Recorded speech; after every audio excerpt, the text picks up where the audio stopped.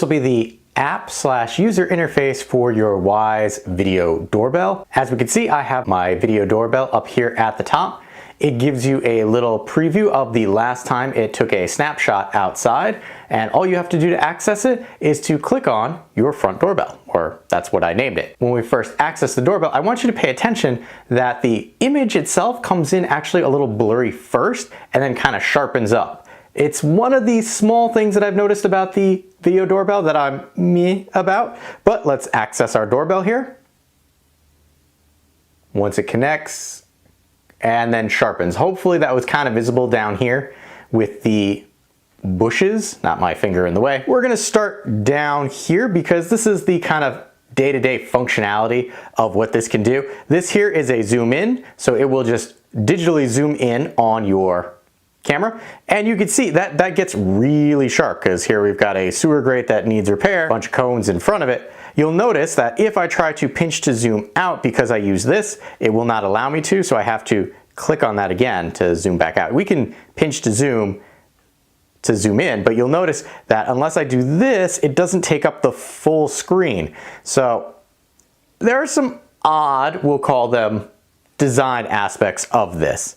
And this is a live feed in the background, so if you do see movement like that, that car going by, kind of give you an idea of what that looks like. Moving along on the bottom here, we have mute and unmute.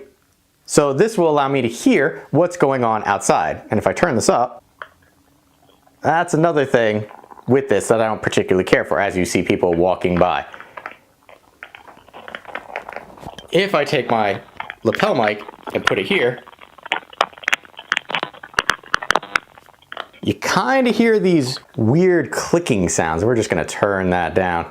And supposedly in a firmware update, Wyze addressed that, but in my case, I still get that weird sound.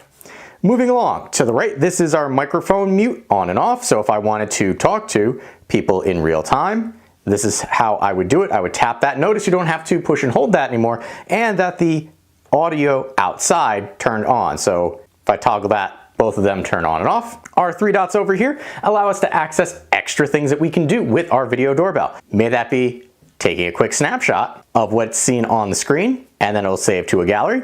I can record what's going on outside at a given moment while I'm watching it. So this is one of the good things of this, is you don't need to have the Cam Plus subscription. If you just want to see something right away, record it to your phone, and then it saves to your phone, and then it saves to a gallery that you can access on your phone through the Wyze app. So there's a couple ways that you can get to it, and then we can stop that, and I'm going to say save because that's going to save it to the device itself in that gallery, which we'll talk about in a moment. Over here we have our toggle for night mode on and off. In this case I have it on auto, meaning that it will automatically switch from daylight mode to night mode based on the level of ambient light that it detects. And I will say, this is very similar to the Wyze Cam version 3 with the starlight sensor, so it doesn't tick over to the night vision until it actually is kind of dark out. Once it's there though, it will stay there. Moving down here, we have our quick responses. These are kind of cool in that you can just come to quick responses and click. Can I help you with something? Hey, I'll be at the door shortly. Hello. Please leave the package by the door. We're going to close that. In that, I want to show you, if I close this 1 second, keep in mind, quick response. Somebody rings your doorbell, you open your Wyze app, you come over here to your three dots, you come down to quick responses, and then you select your quick response for that person at the door.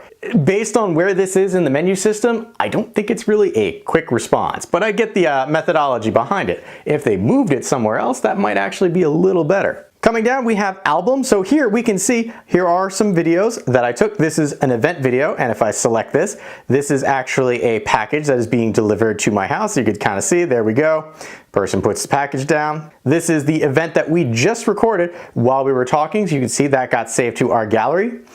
Coming in here, if I pause that momentarily, you can share this video out, you can turn on and off the sound, or you can delete the video right from within the app.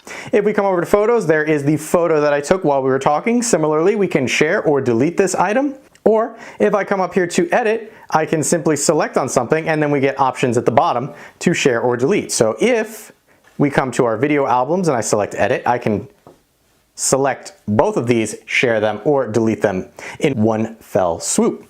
So we're going to close that. And concentrating back here on the bottom, this is weird in comparison to the Wyze cams that I've used. This bar at the bottom is very different than any of the other aspects that I've had with Wyze in forms of timelines.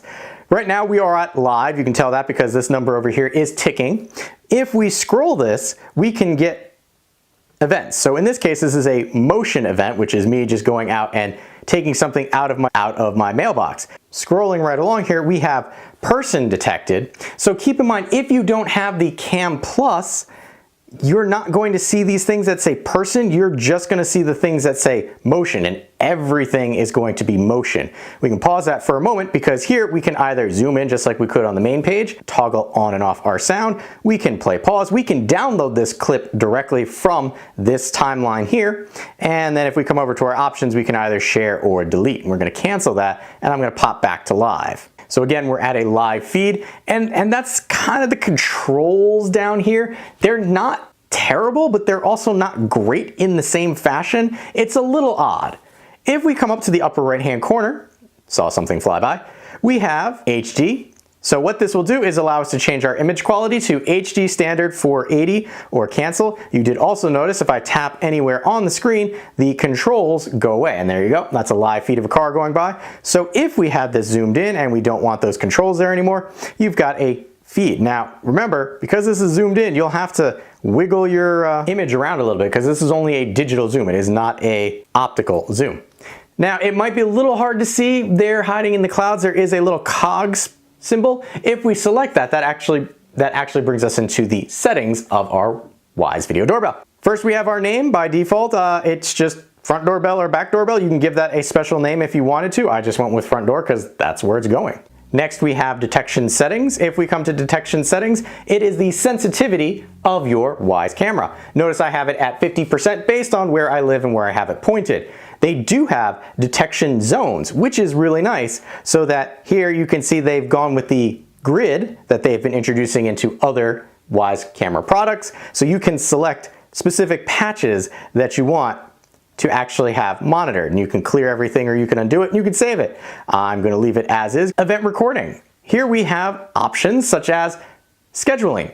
I have it set for all day. If I didn't have it set for all day, we can specify specific start and end times for those motion detection events to be recorded. So if there's a specific time that you know people are going to be around your house and you don't want it trigger, you can turn that off during those specified times. So if you know your guy comes to mow your lawn Monday, Wednesday, Friday from this time to this time, you can tell it don't do it during those times. Notifications.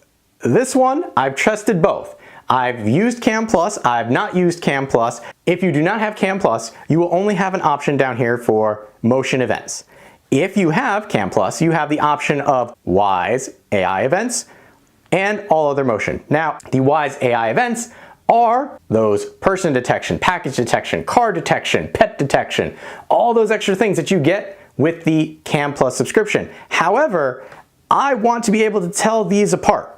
I want to be able to say, notify me when a person, dog, or package. I don't care about cars because as you saw, I'm on a main street, so I have cars going by quite frequently. I wish they would give a little more granular control there, but again, it's not terrible. I'll show you where this comes into play with the labeling of things in another area.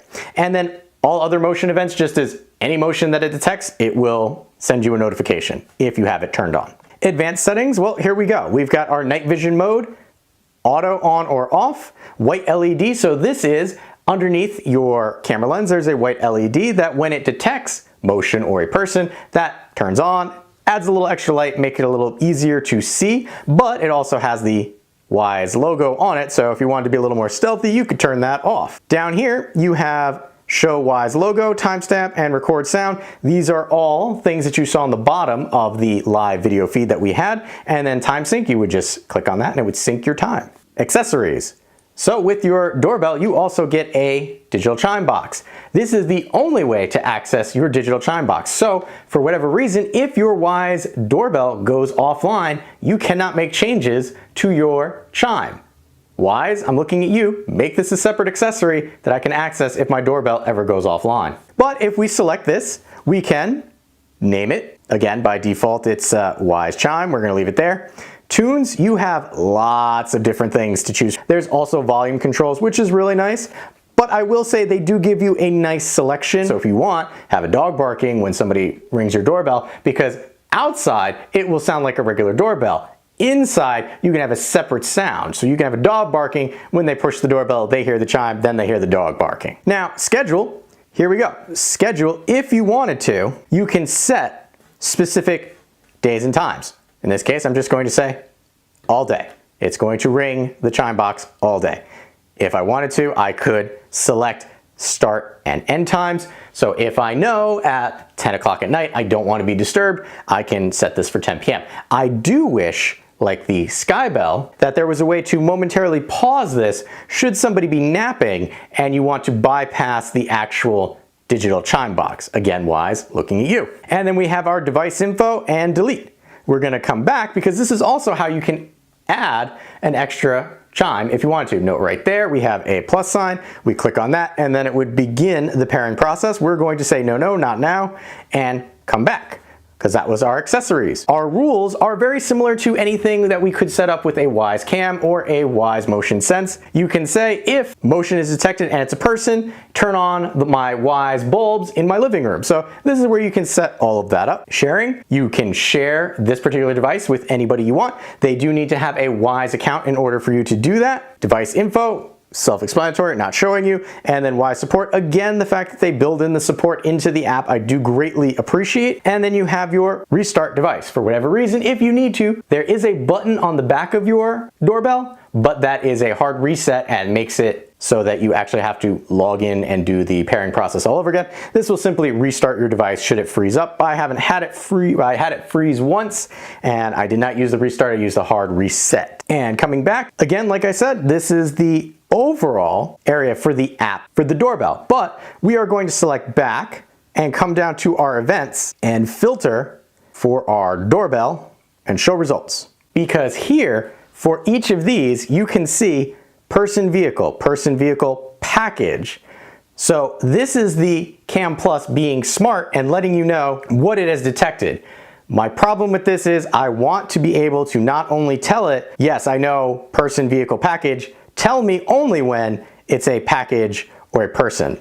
Don't tell me if it's a vehicle. So all it's really doing is using its AI smarts to identify what is in the image itself. One of the benefits, if we come back to a recording, and I'm going to pause this momentarily, you will notice right over here that there is a 1. That means that you can speed up this particular video up to 4 times.